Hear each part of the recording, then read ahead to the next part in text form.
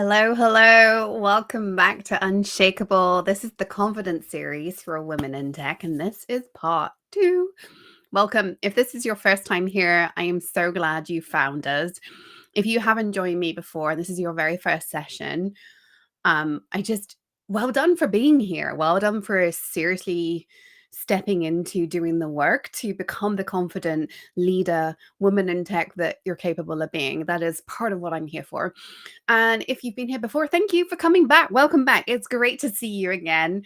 I love this community of women in tech. But let me start with a little intro for those of you who don't know me. I'm Toni Collis. I'm an executive coach for women in tech. I'm an ex-tech executive myself, board advisor. And my work is all about building women to fully step into their full leadership capabilities, because I truly believe that if we close the gap between where women are and what they're fully capable of, but they're held back from by everything around us, society's expectations of us, the bro culture, being told that we should be seen and not heard, not being taken seriously. If we can close that gap and we become the fully confident leaders, and if we're thriving and we're seen as visible, influential leaders, I truly believe the human race benefits, because we build better technology when we have more women at the table. Like, the data is there, despite what's going on in the world where our rights as women are being rolled back. The data is there. Diverse teams, women are just one part of that equation, of course, but diverse teams always outperform singular teams. It doesn't matter what form of singular that is, but in tech, particularly in the Western culture, that tends to be men.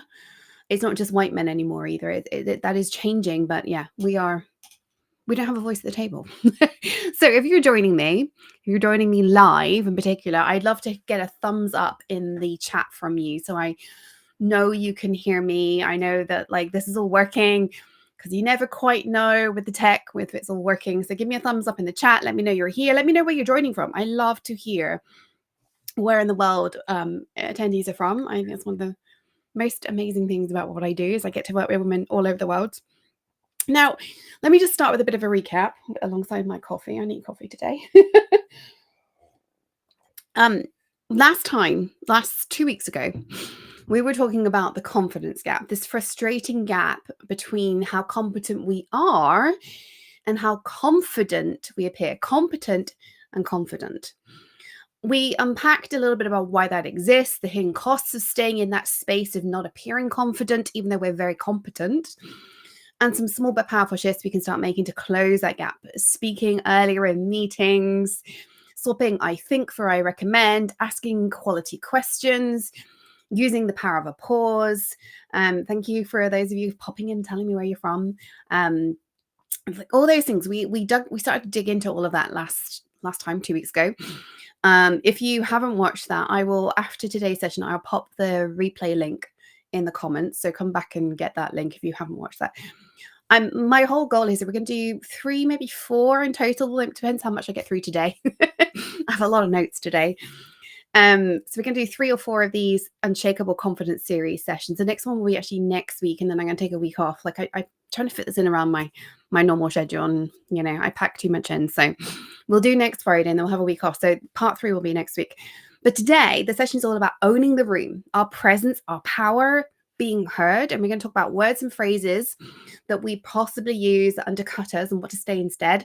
We're going to talk about projecting our authority, swinging to authority, but not falling into arrogance, which is one of the things I think we're so afraid of because we get that feedback.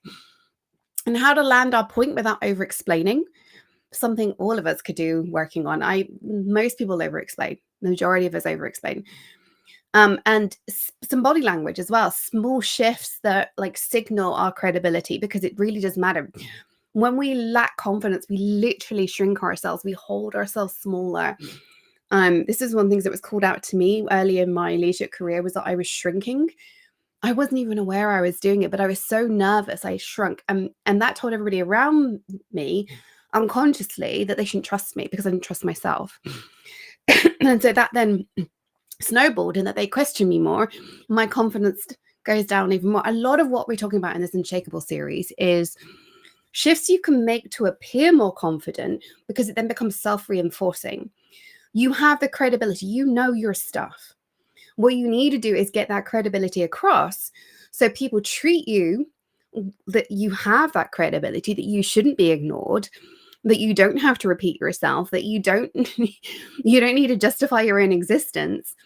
And that builds your confidence even more. It becomes a self-reinforcing upward spiral. If instead we are shrinking, trying to justify ourselves, it becomes a self-reinforcing negative spiral. And that people, however much you may have, if you're a leader, you may well have experienced this. You have somebody who is a high potential, and you're trying so hard to bolster their confidence. But there comes a point when you're like, oh, for goodness sake, they just need to own the room. And it becomes exhausting, even if we have the best of intentions. I certainly have experienced that as a leader. Obviously, this isn't like my jam. I really want to bring people out their shells. And even I have had ICs in the past, and leaders actually reporting into me in the past, who I thought, just believe in yourself. Believe in what you're saying to me. I shouldn't have to lift you up at every moment. It's exhausting. That is not my job. My job is to make sure we do the work. Part of that is lifting people up, but it isn't the primary purpose of my job. And if I'm spending 90% of my time lifting you up, it's exhausting. So we can see that as leaders. And now I want you to say, well, how are you doing that to the leaders around you and requiring them to lift you up? And I'm saying lift yourself up instead. So kind of jumping ahead here. Now let's talk about why presence and voice matter so much. Let's start there, right? Here's a very uncomfortable but honest truth that you all need to hear, which is it's not enough to have the best ideas in the room. It's not. People decide whether to trust you, follow you, or take your ideas seriously in the first seconds of how you show up, before they've even processed the full context of what you're saying. They're reading your tone, your body language, your confidence signals. I was actually just coaching one of my executive clients, and she's just stepped into a new role as an executive. And for the first time in her career, she's got nobody at her peer level or above her who knows what she's doing. She's a head of engineering department in a company. Her CEO that she reports into knows nothing technical. And she's like, nobody knows anything. And it's all about her confidence. Her CEO is deciding to trust her on the technical stuff. That's why she's been hired. So there's nobody to check her competence. So she's got to trust herself and come across as confident. If she's not confident, she needs to be honest about why not. But her boss and her peers can't help her solve the problem because they don't know what she knows. They aren't technically capable in her area. She has been hired as the person most technically capable to head of engineering. And so she has to have the confidence, the tone, the body language to say, trust me. If she goes and asks, she's about to ask her CEO for some headcount. If she goes in and is second guessing herself, she's not going to get the headcount because that CEO is going to go, are you sure you need all that? If instead she goes and says, this is exactly why we need this, and she has the tone, the body language, the confidence signals that say, I trust that I'm making the right decisions, it comes down purely to whether or not the company can afford it, not, are we sure this is the gamble we want to make? It is a gamble for the company to invest in something. Every startup, this company's a startup, but actually even bigger companies, you often have to invest in something before knowing it's going to pay off. But she has to trust herself first. So this is something I really want all of you to understand. It is so incredibly important. And right here, this is why presence and executive presence, which is probably going to be my next series, it's so tightly intertwined with this work. I think we should do a series on executive presence. If you would like a series on executive presence, by the way, I love teaching executive presence to my clients. I think it's one of the most important skills. If you'd like that, let me know in the comments. Give me a thumbs up, or just like executive presence +1 or whatever. Let me know if that's like the next series you would like. But let me be clear, presence and voice do not mean be the loudest person in the room. You don't have to dominate. You don't have to interrupt. You should not be bulldozing your way in. It's about certainty, clarity, and command, the calm authority that means people lean in when you speak. And the great news is this is not something you're born with or not with. These are skills you can learn, practice, and refine. There's a reason the majority of executives in tech, and actually the majority of executives, the good ones, have coaches, because these skills are not something you're taught in school, and they're not something you just have. Leadership skills are difficult to learn. They're not rocket science, don't get me wrong, but they're not innate either. There is no such thing as a natural born leader. I just wish we would do away with that. There are people who naturally like to lead, but they're not necessarily doing a good job of it. So I would love for you to let me know in the comments if you've ever been in a meeting where you've been ignored. I think most of us have. Someone ignores you or multiple people ignore you, then somebody later rephrases what you said, and suddenly it's the best idea in the room.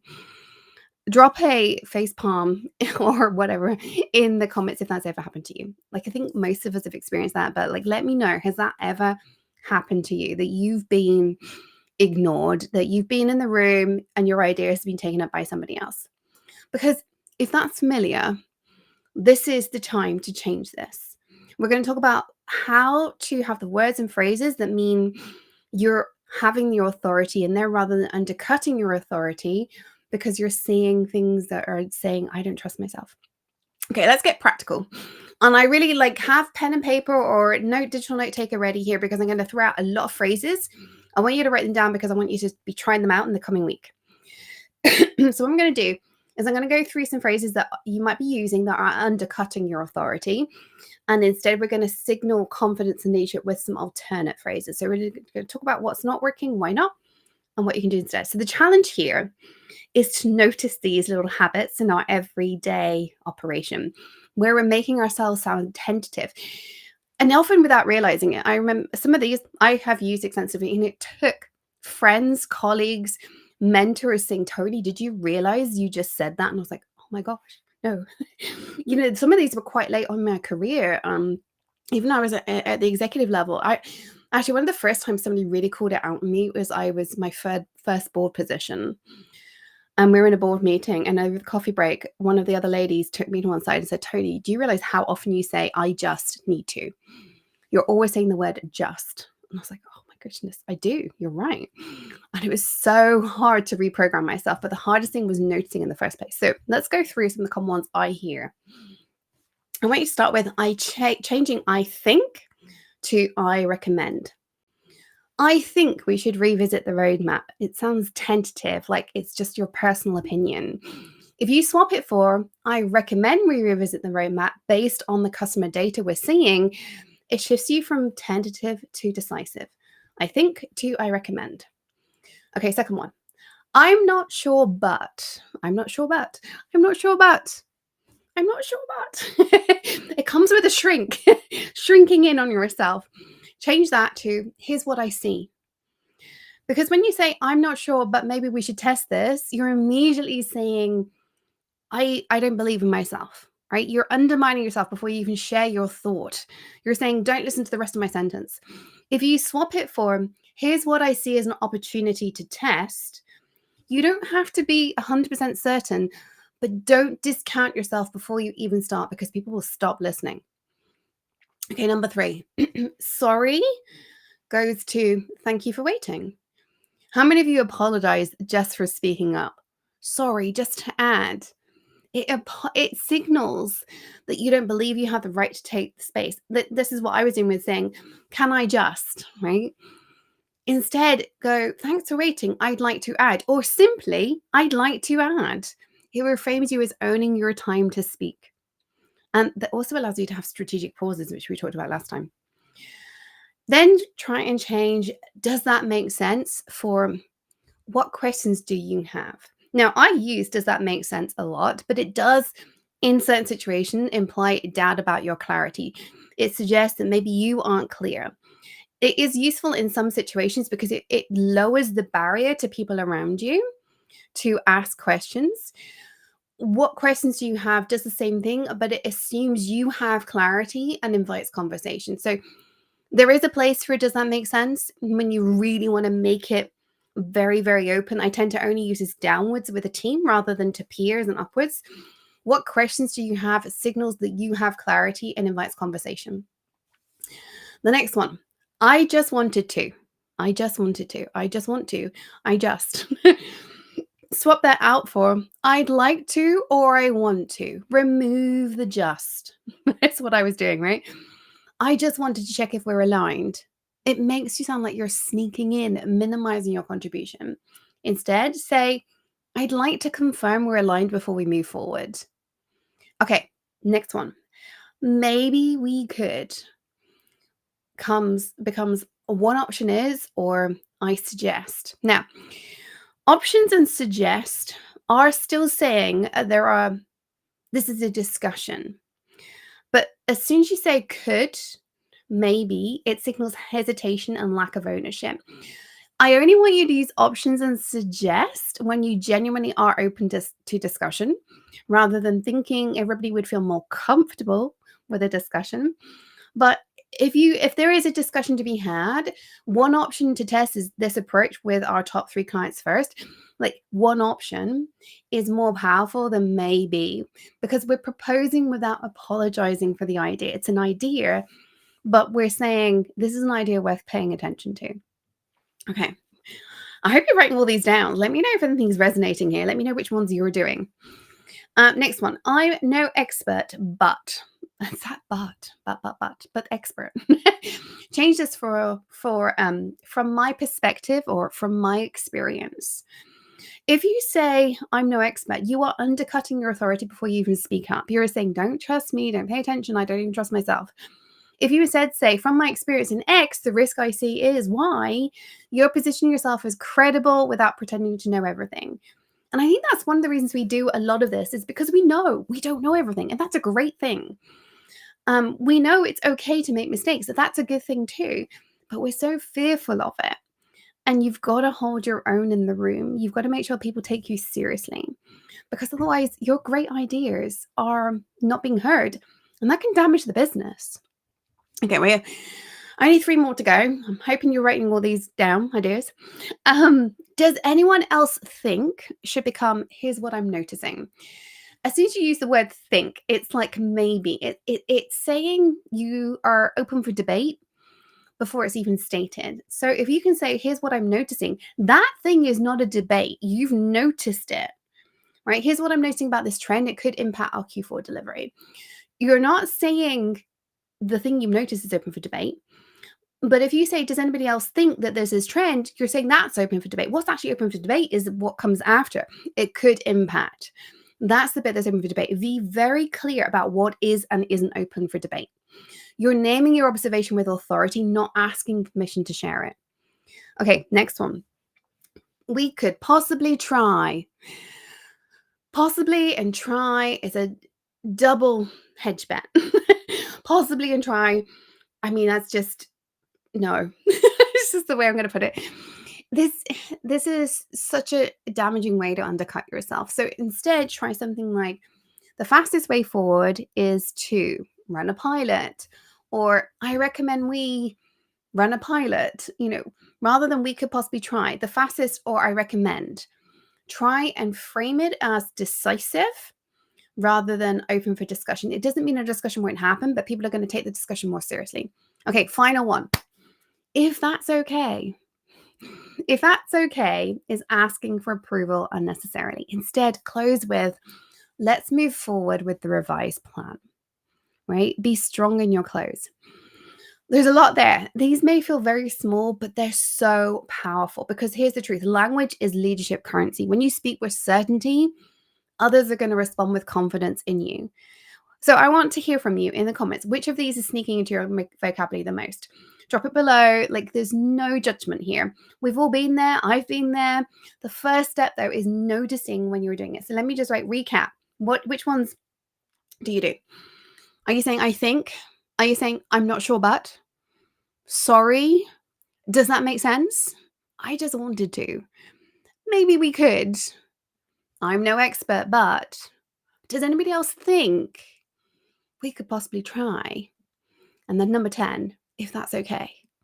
Which of those do you think you do? Because that is the first thing to do, is figure out where you're undermining yourself with your language. And then the second step is to replace it with leadership language. Jocelyn has said all of them. Oh, my love, I hear you. I think I've been there, got all the t-shirts. There's a reason why I teach this, because I've been there. So I hope you've written that list down, Jocelyn. If you need me to, for actually all of you, I haven't written a cheat sheet on this. Maybe I should have done. I do have another cheat sheet that I'm going to offer you at the end, but I don't know if it includes all of these. So if you do want this specific list, drop me a DM afterwards. And I'm happy to just, because I've got some bullet points on my screen to make sure I didn't miss any. So I can just copy and paste those to you. Now, What I want you to realize is the next step is to shift your words and project authority. And of course, we want to do that without swinging into arrogance, because I think a lot of us fear that. So let's talk about how to do that as the next step. Once you've started to change things, the trap I then see is we realize we sound more confident. Sometimes we can either do one of two things. We either fear that and swing back again, or we swing too far in the other direction. We start talking more, talking louder, forcing our point, and then we worry about being seen arrogant as aggressive. So either way, I really want you to have a think about, is that you? If that's familiar, which way are you swinging? I want you to realize that having a voice in the room, having real authority isn't about volume, isn't about dominating the room, it's about calm, measured clarity. So let's break it down to 3 things you can do today. First of all, speak early in a meeting, not often. Too many of us wait until the end of a meeting to share our perspective, and by then the conversation has moved on. Instead, contribute within the first 10 minutes. It says you've got presence, you've got leadership. It isn't about being the one who speaks the most, it's about being the one who anchors the conversation from the get-go. Actually, one of the biggest shifts I've seen people making is being truly present. So many of us turn up to meetings overwhelmed from the previous meeting, catching up on emails and Slack. We're not fully present for the first few minutes, especially if it's like just an update meeting. We're not really paying attention to the other people. If you are truly present, making a contribution in the first 10 minutes should be easy, but so many of us don't. So speak early, but not too often. Second, use fewer words with more impact. When we're nervous, we often over-explain ourselves to prove we've done the work, explain our decision-making. I told you a story about a client I was talking to just earlier today, a head of engineering. And she was like, well, how much detail do I give the CEO? And I'm like, well, your CEO doesn't know anything technical. You do not need to give any technical details. She's hired you to know that. What you need to do is talk to her pain points. You do not need to explain why you need this many people to rebuild the architecture. That is not what's going on here. The more detail you share, the more people tune out. So if you say, we fixed 7 bugs, worked late nights, reviewed 14 cases, you're saying, I'm overworked, I'm overwhelmed, but look how great we are. And people go, ugh. If instead you say, we prevented a customer churn spike by fixing critical issues before release, you're speaking to the thing that's keeping that person awake at night. They don't need to know it's 7 7 bugs, late nights, and 14 test cases. They need to know that you fix critical issues. Leaders trust their audience and they will ask if they do need more. So say less, but get to the point. Speak with more impact. Okay, item number 3. Stay outcome focused, not detail focused. Authority comes from connecting our points to business impact. So instead of saying, we tested this feature across these environments, you want to say, we've de-risked the Q3 launch by confirming stability across environments. I just lifted that from something I sent one of my clients earlier this week. Okay. Notice how the second version instantly sounds more senior, more strategic. Connect to business impact. We've talked about that several times on these LinkedIn Lives. So go and watch early ones in the series. But the whole point here is calm authority, not rushing, not apologizing, not overcompensating. You have to own your space and be confident. Even if your confidence is, I don't know the answer here, but I'm confident in what I don't know. I'm confident that I've identified gaps. I'm confident of the things that we have identified. Be confident that you are a bright star. You're not stupid. If you've got into a leadership role or you're going for a leadership role, you're not daft, right? Be confident in that, because the best way to step up and be the leader that the room needs is for you to believe in yourself. So, quick check-in. Have you ever caught yourself over-explaining because you wanted to sound thorough? Drop in the chat. Second question. Have you ever seen somebody else over-explain and thought, oh my goodness me, why are they going on and on? Pop into the chat and tell me that too, because sometimes we need to see it in others to realize how painful it is. Because if you've done the over-explaining, you're not alone. I think every one of us starts here. Myself included, my clients included. But the good news is the fix isn't more talking, it's clearer, more decisive speech. When you combine your language with like the language swaps we talked about earlier with the confidence of I own this room, people are going to step into, she isn't just a doer, she's a leader who guides where the conversation is going to go. So now I know we're coming to the end and I'm totally going to overrun by a few minutes.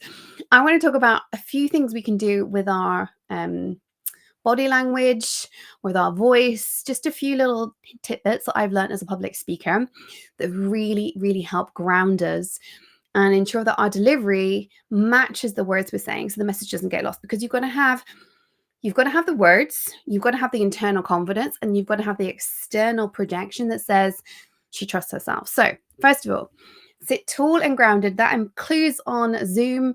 If you're a remote worker, please put your camera on. I know some of us really don't like it, but when we were in person, we were in person. I've gone backwards and forwards on this. As somebody who really wants to support people who are neurodivergent, myself included. But the reality is we work in a people-oriented workspace. Camera on, because it shows you're paying attention. Turn off a blur background. Even though we know what it is, virtual backgrounds, they are getting better, virtual backgrounds, but certainly historically, virtual backgrounds and blur backgrounds, people knew they were wrong. So even though logically they knew like that's not real, it means you don't trust it. So turn that off. But sit tall, grounded, both feet on the floor, even if that's not on camera, shoulders back. Authority starts with your posture. Still is good, and I'm a fidgeter. Swiveling in your chair, overusing hand gestures. Now, I'm a big believer in hand gestures, but too much can signal nervousness. So calm, deliberate movement signals confidence. I remember being taught early on in my career that because I was such a fidgeter to like sit on my hands during a job interview, and it did work. It's not the best, but I tell you what, a lot of public speaking has really taught me how to use my hands in a deliberate way. Stillness is power, though. So really work on being deliberate with your body movements and then lean in with purpose. Again, even on camera, use slight forward movement when you want to emphasize a point. It signals engagement without making you look aggressive. Then look at your voice. Now, I think when I listen to myself, I've got a quite high pitched voice. One of the things you can do, however, whatever your natural pitch or tone is, if you can lower your tone at the end of a sentence, rising intonation makes statements sound like questions. Lowering signals certainty. Lowering signals certainty sounds like more of a question. Lowering signals certainty is a statement. I still don't get this right all the time. I'm sure my podcast editor would love it if I did this better, but try and lower the tone at the end of your sentence when you're making a statement. Pause after your points. Silence is uncomfortable. And I say this as somebody who really has a short tolerance for silence. I jump in all the time, but let your words land. Leaders don't need to rush to fill every gap. And then finally, vary your pitch and your pace. Monotone or rushing voice gets you tuned out. Monotone gets you tuned out, but rushing also gets you tuned out, right? Intentional variation makes you compelling, and it is just practice. So I really want you to think about, is this the first thing you're going to try? All right? Are you going to try how you're using your voice and your body language before doing some of these language swaps? What are you going to do first?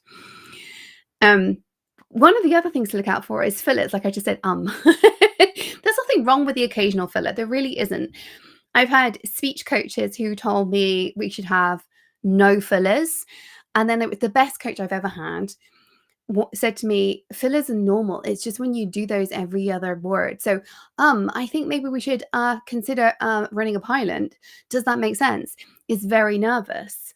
The confident version might say, there's a thought, right?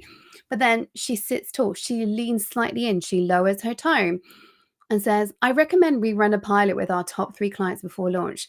What questions do you have? Right there, we've done the shift. We've removed the fillers. We've done the body language and we've done the voice all in one. Notice how that feels different. Same idea, totally different impact. So I'd love to hear from you.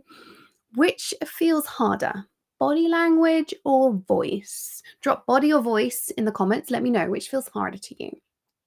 Because here's the secret. You're not going to master everything all at once. We're going to pick one thing and you're going to shift it, repeat it until you've transformed yourself and how others perceive you, and then you're going to layer on the next one. I'm a huge believer in one thing at a time. If you've ever heard any of my conversations with clients, I'm like, that's one thing. What's the one thing? So let's pull all of this together. We've talked about body language, voice, the cues that we give. We've talked about projecting authority without swinging into arrogance by speaking early, keeping it concise and staying outcome focused. And we've talked about those all important language shifts, getting rid of the justs, the shoulds, the sorries, moving from tentative to authoritative. I could argue with you that this whole conversation is move from tentative to authoritative, whether it's your language, the way you show up to the meetings, the body, the voice, all of those things. But the good news is you don't have to do all this at once. Start with just one thing. Pick the shift that feels most doable for you right now. Maybe it's swapping I think for I recommend, or maybe it's pausing for a second after your next point. Maybe it's simply sitting taller in your next meeting. Confidence isn't built in the big moments. It's built in these micro moments, repeated consistently until people start responding to you differently. So I'd love to hear from you. What one shift are you going to commit to trying in the next 7 days? One shift. Drop it into the comments. I want to cheer you on. And when you put it in writing, you're far more likely to follow through. So whether you're watching live or on the replay, drop in the comments what one shift you're going to make in the next 7 days. Because waiting until you feel confident is never going to happen. Confidence comes from practice. It signals to your brain that you're confident and everyone else around you, and they start to believe you, and you start to believe yourself. It comes from making a shift. Do it in the comments. I want to hear. Okay, let me wrap this up with a bit of a summary. We've talked about the power of language swaps, moving from tentative to decisive with just a few words. How to project authority without overcompensating by speaking early, by keeping it concise, tying everything back to impact. One of the most important things you can do in the business is link to impact. And the subtle body language and voice shifts that make people lean in. You don't need to do it all at once. Pick one thing, practice, practice, practice. And then come to next week's session and tell me how you get on, okay? If you want to take this further, as I said, if you want to get that specific list of language shifts, send me a DM. Happy to share that. But I've also put together a high stakes communication scripts. These are plug and play scripts you can use for those moments when the pressure is on, so you know exactly how to speak up, advocate for yourself, and sound like a decision maker. If you'd like a copy of that PDF, DM me the word scripts and I'll send it straight over to you. But next week, we're going to have session 3, handling the heat. Staying cool when the stakes are high, because confidence isn't about never being shaken. It's about knowing how to recover fast when the pressure is on. So I will see you same time, same place next Friday for staying cool when the stakes are high. Bye for now.